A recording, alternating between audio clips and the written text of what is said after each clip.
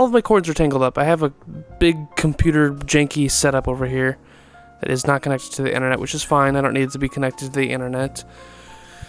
Anyways, I don't even know this is going to stay in the video. Oh, and also, this is a lot better than my old setup, actually.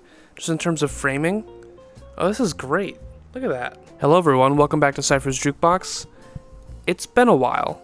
It's been almost 2 years a while. I wanted to sort of get back into this channel because, I mean, I am still very passionate about it, and I obviously, because I love music, and I just kind of want to not let that passion just go to the wayside. What a smack, holy shit. I've gotten a decent amount of records since the last video. I did have to slow down on my collection a little bit because money, they cost money. But you know, that's fine. Most of these I've bought locally. There's actually a huge pile here. I think I'm gonna go over all of them in this video. I'm gonna try to at least. So the first one is The Art of Noise, and holy shit, that glare. Let's take it out of the sleeve. They're still wrapping on it, so it's not much better actually. Oh, here we go. I got the angle. It's their debut, Who's Afraid of the Art of Noise.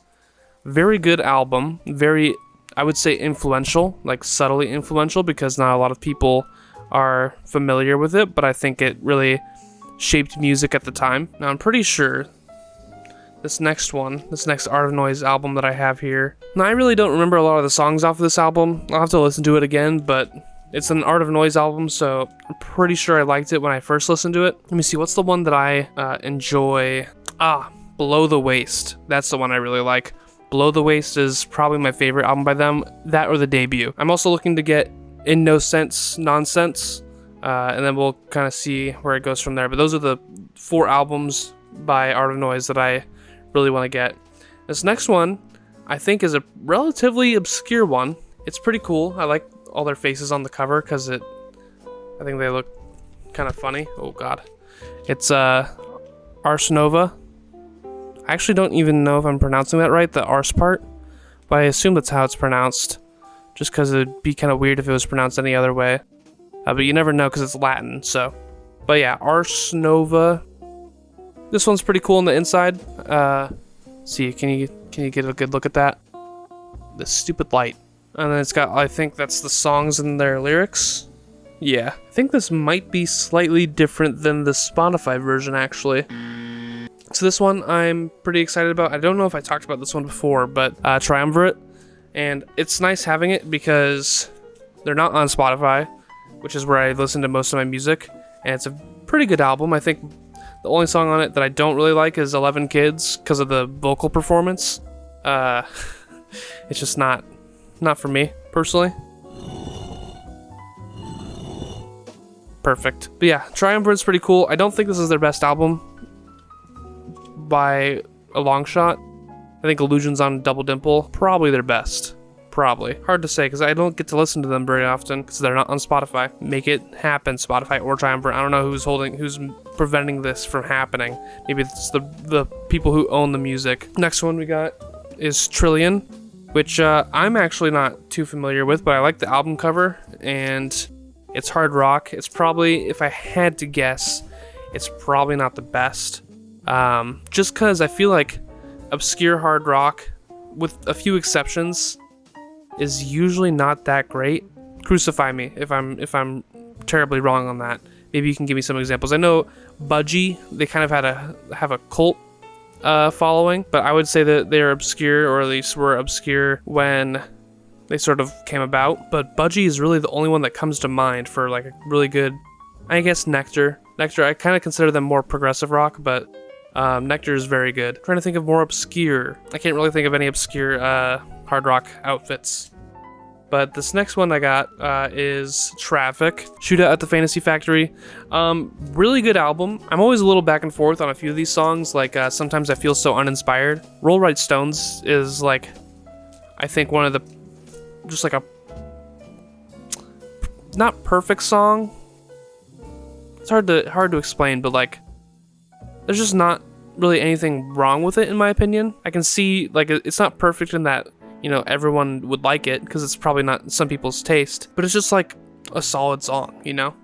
There's just not anything I'd really complain about with the song specifically. Alright, this other one is another Traffic album, When the Eagle Flies. Pretty cool album cover, actually. I really like this. Sort of just black and white drawing, like a very detailed. If this guy right here, with my index finger, it looks like his body is like way less, like there was way less thought put into it compared to his face and everyone else's face and bodies. You know what I'm saying? It's just flat torso, arms, and legs compared to everyone else who has like their stuff that they're doing with their arms and they have coats on and stuff like that. It's a funny detail I've never noticed, but this is a pretty good album too. I mean, Traffic's solid all around. I think Something New is my favorite song on the album, if I remember correctly. I've only listened to it a few times overall, but I've enjoyed it every time I've listened to it. So now this next one, it's not exactly what I was going for when I was looking for this sort of duo or for either of them as solo artists. And it's also not on Spotify. It's Toya and Fripp. And I actually haven't had the chance to go through and listen to it. I'd have to listen to the vinyl, and sometimes I just don't have time. So this next one is C Train, and this is an underrated or sort of obscure folk rock, soft rock type of band. Maybe proto-prog elements. Maybe. I'd have to listen to it again. Bubba, listen here. Look at this guy.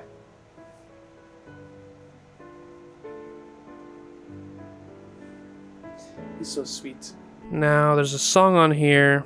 I think Flute Thing is really good. Freedom is the Reason that might be one I either love or really hate.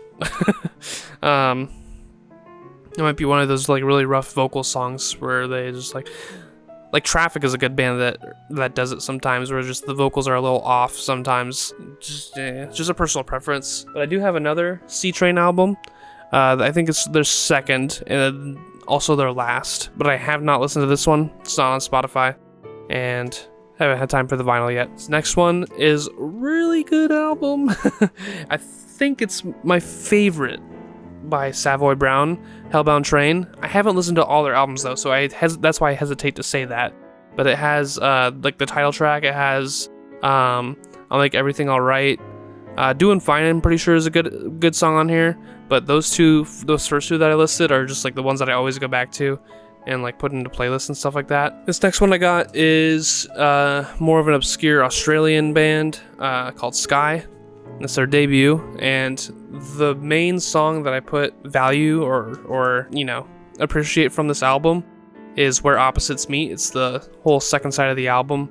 I think it's like 20, maybe 19 minutes long. But it's very good. One of my favorite instrumentals in general. Now this one's a weird one. I got it for Christmas, and I like it because I like the soundtrack, but it is a soundtrack. And it's Guardians of the Galaxy. My dad got it for me. It's pretty cool. It's got a lot of classic songs on here.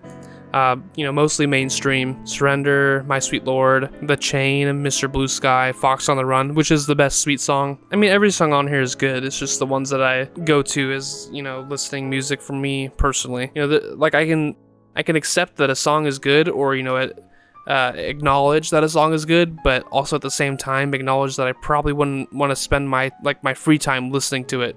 Maybe it's a song that I wouldn't mind in a playlist for variety, but it's not really one that I would, go out of my way to listen to.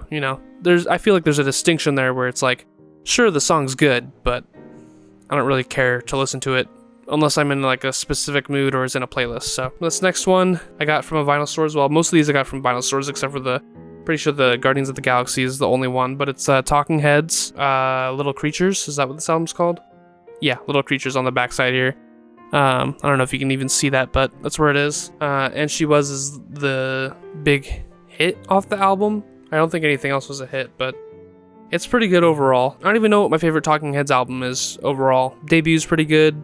Actually, Debut, I only really like the second half on the Debut, if I'm being honest. But anyways, moving on. We got Procol Harum, Grand Hotel. I think the last truly good album from them. The title track is really good. Fires Which Burn Brightly is really good. It was a weird one for me because for a while, the Spotify version had the track listing all messed up. It was like out of order, and there were demos mixed into the track listing, and I was like, oh god. I didn't realize, so I kind of got a bad impression. I didn't like dislike it, but I was like, this is weird, you know, for the first time that I listened to it. But I have to give it another chance. I like it. I know that I like it. I just was kind of thrown off. Next one is It's a Beautiful Day. Another album that isn't really on Spotify, and I actually have only listened to it a couple times. I listened to it when it, or not when it was on YouTube, but like from a YouTube upload. Someone's messing around over there and I'm not having it. What's going on? So yeah, I mean, the theme of today is albums that are weird to me or that I haven't listened to and or have only listened to a couple times. And this was another one. Spitfire by Jefferson Starship. You can kind of see that down there, hopefully. Spitfire. Grace Slick, the weirdo herself. And then we got Judy Collins, The Stories. I really like Judy Collins. We have quite a variety here today, don't we? Traditional folk to progressive rock to hard rock to, what would you call Sky? Like modern classical. And then you got like a soundtrack in here as well. You got new wave with the Talking Heads.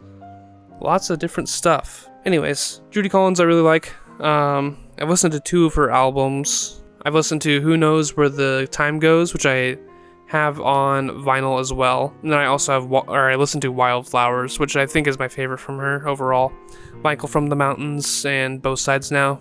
2 pretty good songs. Next up we got Green Slade, Bedside Manners Are Extra, and I think this is kind of like a shoe-in for the best album by Green Slade. I think it's kind of hard not to, or to argue against Bedside Manners Are Extra, Time to Dream, Sunkissed You or Not. Drum Folk is really good, and Chalk Hill. I mean, all the songs are good. And Sunkissed You or Not and Time to Dream are, I think, my favorite songs by them in general. Spyglass Guest is another really good album. Oh, hello. She's come to join the video and mess with the blinds? What are you doing? Hey, what are you doing? Alright, so here, now we have Cultosaurus Erectus by Blue Oyster Cult. This song, or this album, deserves more attention. Like, Black Blade is really good. The Marshall Plan is also a pretty good song. Overall, pretty good album. I need to listen to it more often, but I always gravitate towards Black Blade. I really like that song. I'm kind of drawing a blank on some of the other ones though. It's like it's good, but I feel like it hasn't really stuck with me that much compared to some of the other Blue Oyster Cult albums. She went behind the blinds. Don't break it. All right. Then we have Dennis Lind, Under the Eye. This one I have not listened to yet. Go figure. But I think it's like a pop album, like 70s, early 70s pop. Maybe like Donovan, but less, folk driven. I think Donovan's pretty folk inspired, or maybe just straight up folk. But yeah, I haven't listened to it yet, but I really want to because I love this album cover. I was expecting it to be like progressive rock, or some sort of experimental album based off this kick-ass album cover. Something I was really surprised to find in the record store. I didn't think that I would ever find this in a Midwest record store in all my life. But it's Pacific Gas and Electric. Are You Ready? Now, I haven't listened to this one in a while, but I've been familiar with them for the last like 6 years. So yeah, I was very surprised. I was like, didn't expect to see you here. But yeah, that's everything that I have to show you now. I want to do more sort of review type videos. More review type videos where I can actually like go into detail with one of these albums and not just say, yeah, I know a couple songs, or I haven't listened to it in a while, because I mean, I'm just kind of showing what I have here. I'm not trying to go into detail a lot, but I do want to go into detail eventually with, like a video that is just talking about one album. Aside from that, I'm going to be working on an albums of 2022 video, like maybe a top 20, maybe just ranking all the ones I listened to, or maybe 2 videos where I do like a top 15 and a bottom however many else are left, because I've listened to a lot, but I don't know exactly how many. But anyways, I want to be working on that. There's all these albums from 2022 I've listened to, just like kind of scroll them on the screen faster. There's not that many. You can pull them back a little bit. So probably around the beginning of December, I'm going to start working on that and, organizing my thoughts and stuff like that. So look out for that. I don't know if I'm gonna make any videos up until that point for this channel, so it might be like a couple weeks before the next thing comes out, like 2 weeks from now, something like that. Or maybe I could do a review, or maybe I could start going from beginning to end. Also, from my last videos, yes, this is a new shelf. It's a nice shelf. It's got a lot of space. There's, you can't really see these down here, but there's 3 more cubbies. I'm gonna need more space, not soon, but I don't know, maybe soon, because it's hard to predict, but you know, I haven't been buying vinyls very often recently, so maybe not too soon, but hopefully within the near future I can you know, have enough to fill this whole thing, because there's one empty one here. This one down in this corner is all Yes albums, like from their debut all the way up to Big Generator, but that's it. Actually, it just goes from the Yes album to the Big Generator. I don't think I have their debut or their second one. Hope you guys enjoyed the video. If you want me to talk about a specific album, you can toss that in the replies, or if you want to talk about your own collection or mention anything about my collection, go ahead, feel free. It's an open discussion platform. We can just talk about whatever the heck we want. So yeah, thank you for watching if you got this far, and yeah, I'll see you guys next time. Bye.